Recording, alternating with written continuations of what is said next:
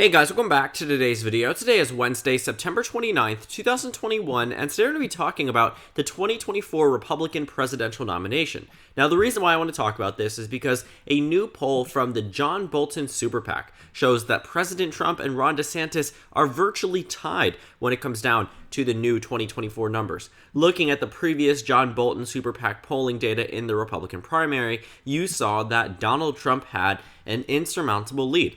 At one point in time, when Ron DeSantis was placed and pitted against Donald Trump received 46% of the vote to Ron DeSantis' 13%.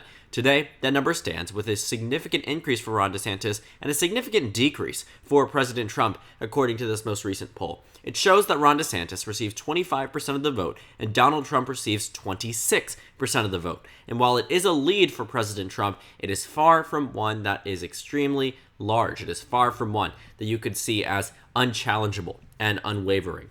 But that's not the only poll that has been released in the September timeframe. All of the other polls that include both Ron DeSantis and Donald Trump show Donald Trump with a pretty significant lead. But I do want to say that when you take a look at Ron DeSantis one-on-one against President Trump, he actually performs pretty well, especially against the former incumbent. For instance, when you take a look at Fabrizio, Lee, and Associates, they did a poll in which they asked voters amongst Donald Trump and others who would they support in a 2024 primary. 19% of voters said that they would choose Ron DeSantis.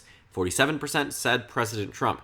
But when pitted against each other individually, meaning a one-on-one race, 31% said Ron DeSantis and 58% said Donald Trump. And while 58% is, sure, a large lead over 31%, that's a 17-point difference, you do have to acknowledge that for the President of the United States, the previous President of the United States, to be at only 58% against Ron DeSantis is an indicator that Ron DeSantis is likely the only true challengeable candidate for President Trump when it comes down to the races. Because when you move beyond President Trump himself, you might also see that Ron DeSantis, when polled without Donald Trump on the ballot at all, almost consistently leads against other top Republicans. You can see here that Mike Pence might take a victory one time or the other, but based off of President Trump pushing away Mike Pence away from the pedestal and not prepping him up for 2024, Ron DeSantis has taken that place. In the beginning, before the inauguration of President Biden, you saw that Mike Pence actually had a pretty consistent lead.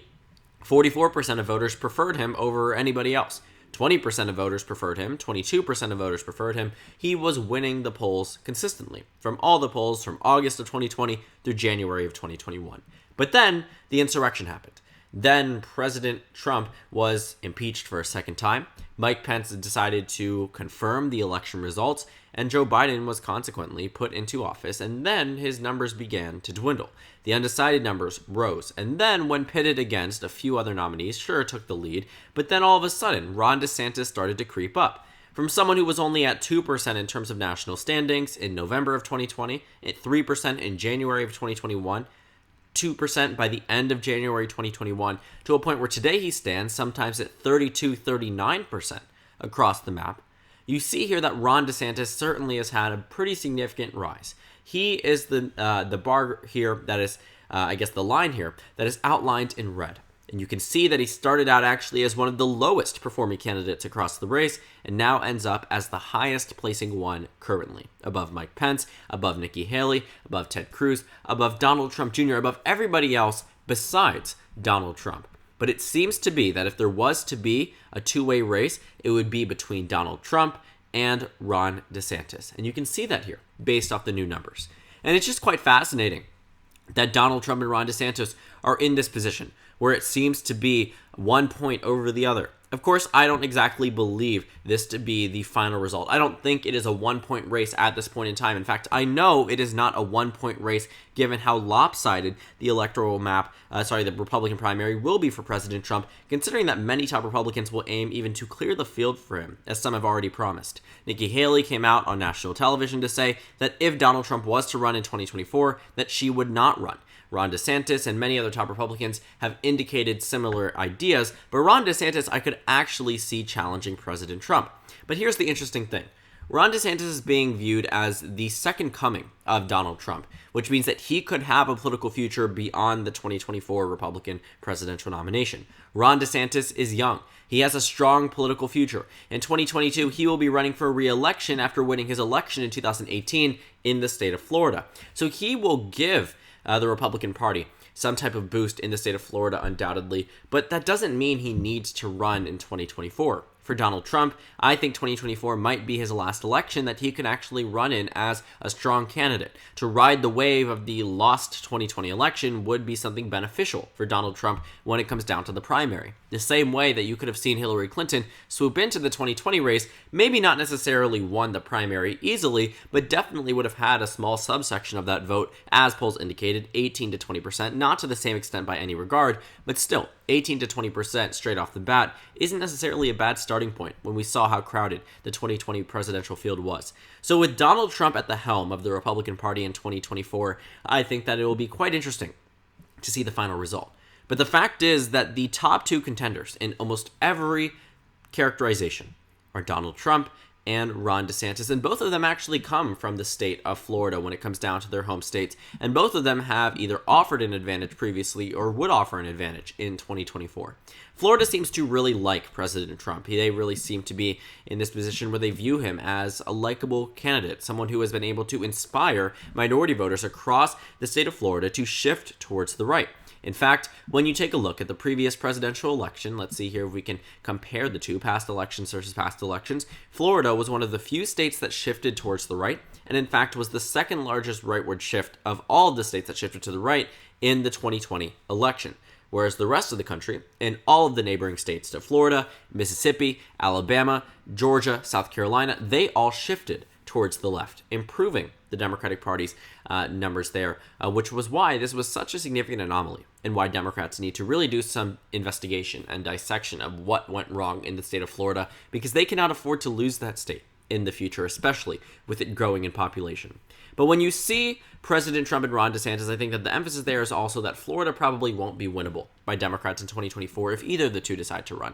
To be completely honest, they are going to have an advantage that is likely insurmountable that Democrats wouldn't necessarily need to give up this state by any regard. I think they should still heavily invest in it because, of course, Florida is territory in which they can win in the future, but I do think that President Trump or Ron DeSantis could offer a major boost there. But we see here that amongst the John Bolton pack, I just found it to be the one poll that really struck out to me as different. You know, Donald Trump has almost always led in all of these 2024 polls. In fact, I don't think he's even lost one. At the first time in October of 2020, 43% of voters said that they wanted another candidate or were undecided about 2024, but that was before he even lost the election. From the time on which he lost the election moving forward up until now, Donald Trump has led in every single poll. His lowest point in the polls, I believe, was 44%, maybe high 30s. I don't even see high 30s up until now, in which John Bolton is saying that he is receiving 26% of the vote. Now, of course, it is an outlier, and I don't trust it to the fullest extent, but I think that it does hold some type of interesting results, considering that it was matching the expectations of previous polls in the past. When you take a look at the numbers from the John Bolton Super PAC, for instance here, 46%. That was on par with a number of other polls during that time frame. When you take a look at other pollsters too, many of them, in fact, show very similar results. Earlier on, 45%, 44% here as well. Depending on where you look, it can go from anywhere from 44% to 67%, but this one is absolutely an outlier and does need to be treated as such.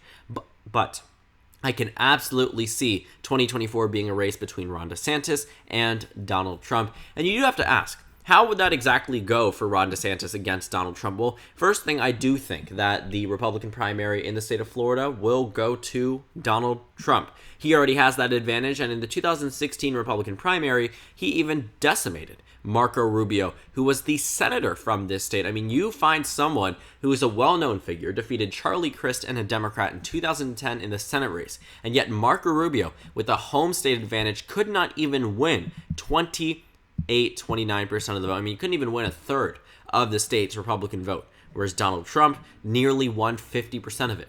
Florida is a winner-take-all state, so it doesn't even matter if Ron DeSantis loses it by one vote, which he probably would lose by a smaller margin than Marco Rubio, but still lose the Florida Republican primary. You see, Florida Republicans love both President Trump and Ron DeSantis and will have a very difficult time actually choosing a candidate. But the thing is, when it comes down to the state of Florida, when it comes down to Donald Trump, they will almost always pick him over Ron DeSantis. Ron DeSantis has risen to popularity amongst the Republican Party because of President Trump, and Donald Trump will be largely viewed as the blueprint. Ron DeSantis, again, to reiterate, has a political future and does not need to waste it by running in 2024. And I don't know if wasted is the right word, but he certainly will receive backlash if he chooses to run against the former president. President Trump, I think, is pretty much set on running at this point in time.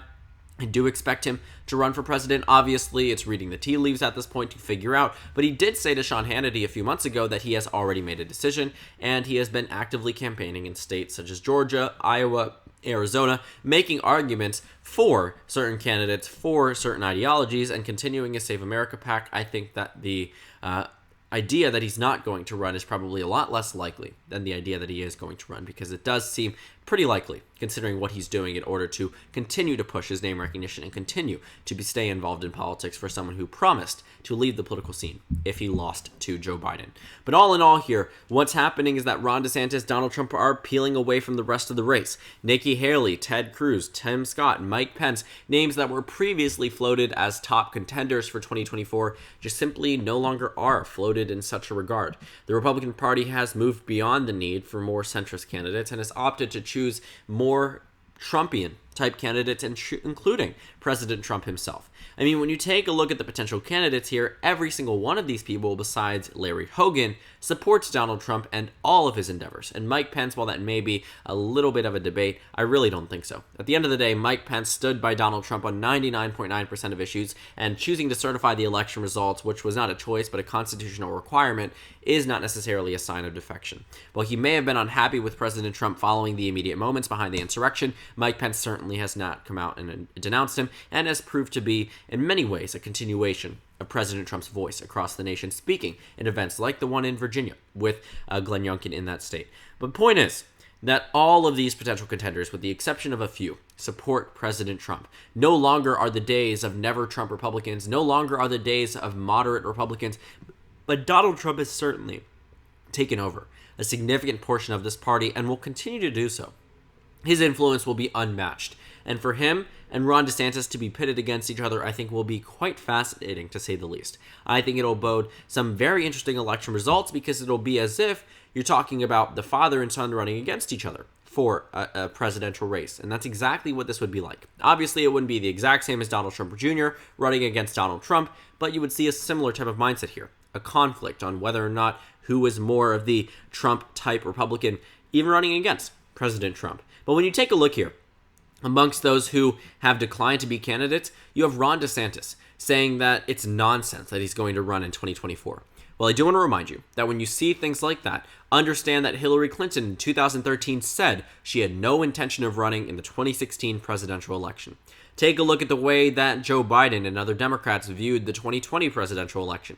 In 2017, when prompted with that question, they either said that they didn't think about it or that it's nonsense, that they were not going to run. Because the point is, if you have less people thinking that you are going to run, you are less likely to get opposition research done on you immediately. But I can tell you now, the Democratic Party is already formulating a lot against Ron DeSantis. They already have a lot against Donald Trump. But the fact that we could actually see a Trump versus Trump essential primary here, and that it might actually be more competitive than we previously thought, is just something for the books. This should be documented, and I think that it will be a very interesting race to watch the election results in some of these states. But at the end of the day, if I was to place my bets on any candidate for the 2024 Republican primary, it would undoubtedly be Donald Trump. You cannot defeat what the Republican Party, I think, would treat as a sitting president of the United States in a primary. It is very difficult, and for Donald Trump to even choose to run or speculate that he's running will push away many of these other candidates that are potentially being polled here, and thus increase his vote tally already.